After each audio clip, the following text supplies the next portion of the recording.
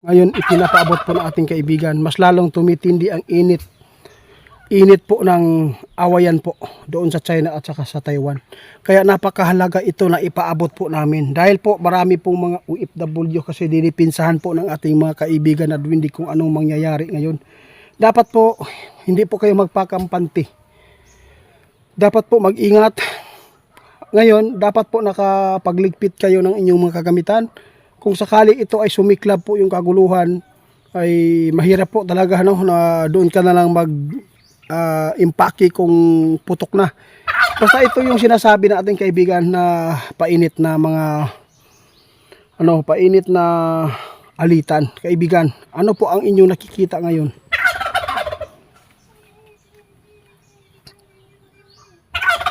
Nako po. Sabi po ng ating kaibigan guys, itiit.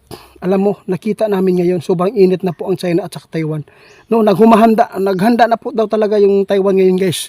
Mas pinalawak po nila ang pagbabantay po ngayon sa kanilang area, no? Sa kanilang lugar ngayon sa ilang bansa. Dahil po ay nakikita po nila na hindi po maganda ang mga plano po ng China.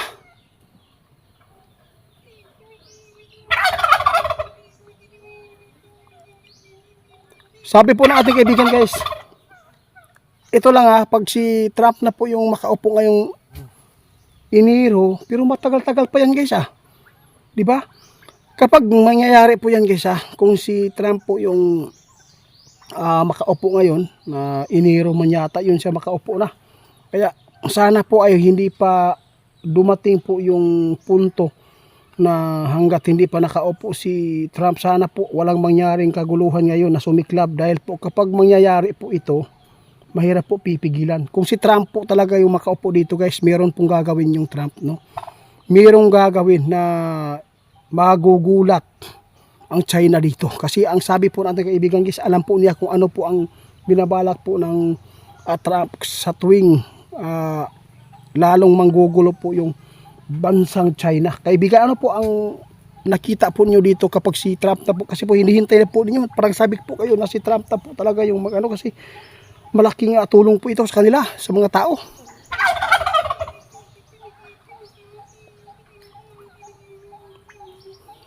Grabe, gaano po pa ka powerful po talaga si Trump.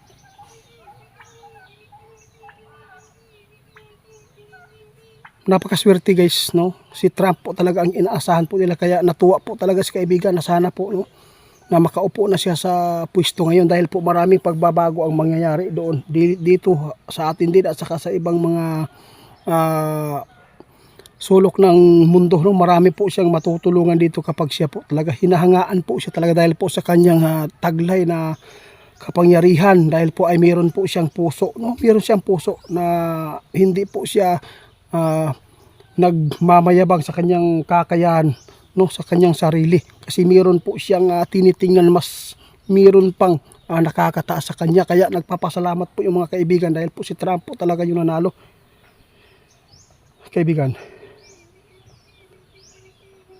sana po, no, abangan lang po nyo guys huwag po kayong magpanik muna, kasi sana ipagdasal lang po nyo na wala pong mga mangyayaring giyera ngayon, gubot diri sa Taiwan at saka sa China. Kung magpapatuloy po ang alitan na hindi pa nakaupo si Trump, delikado talaga. Maraming mga bansa na kumakampi po ngayon, kasi ang Russia po kakampi po talaga sa China yan Tapos kaibigan, ang Pilipinas pwedeng madamay dito,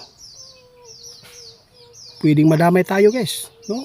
Kaya dapat po talaga na tayo ay lagi magdasal, dahil po ang Panginoon natin yung sa atin, tumutulong, kasi wala po tayong kakayahan na tayo ay sumalo, no, sa mga masasagupa natin ng mga kaguluhan. Hindi po natin kaya yan, no? Kahit nga mga kunting problema ay natatalo yung ibang tao, kaibigan, di ba? Oo. Mas malaki po talaga guys ang tiwala po ng ating mga kaibigan, no, doon po sa taas. Kaya salamat kaibigan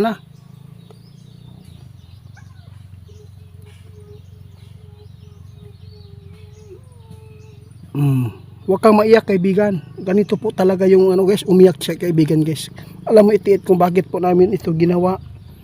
Malay po ninyo na meron kaming kabutihan na nagawa po sa inyo dahil po ay lagi po kaming tumutugon po sa mga anuman ang nangyayari dito sa mundo ninyo. Lagi namin ipinapaabot at least po makabawi po kami sa mga nagawa po namin noon.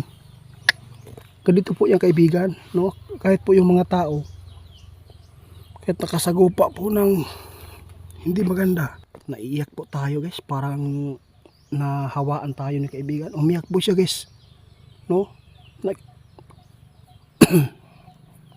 Pasensya na guys ha, nahawa po ako sa kaibigan natin kasi umiyak po sila dahil po naalala po nila yung naranasan po nila noon. Lalo na yung mga tao dito ay patuloy po na gumawa ng kasamaan. Kaibigan.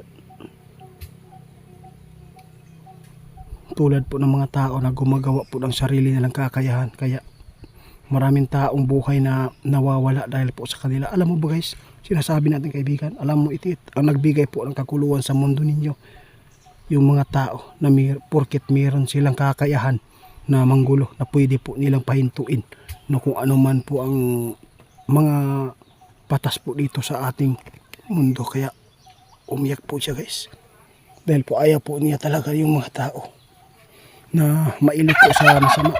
Kaibigan, sige lang kaibigan, at least po ay nakatugon kayo at saka ipinapaabot po ninyo yung mga kalamidad na darating at marami po kayo natulungan. Hindi lang po sa mga karamdaman, paabot din po kayo sa mga tao. Wag po yung dibdibin kaibigan ha. Oo, walang problema yan kaibigan. Oo, kasi po naintindihan ko kayo dahil gusto lang po ninyo na bumawi. Kaya hindi lang ako magtatagal dito ha, babalik lang ako mamaya dito kapag nandito kayo ha. Oo, kasi maghintay ako kung mayroon mga katanungan yung mga subscriber ko ha.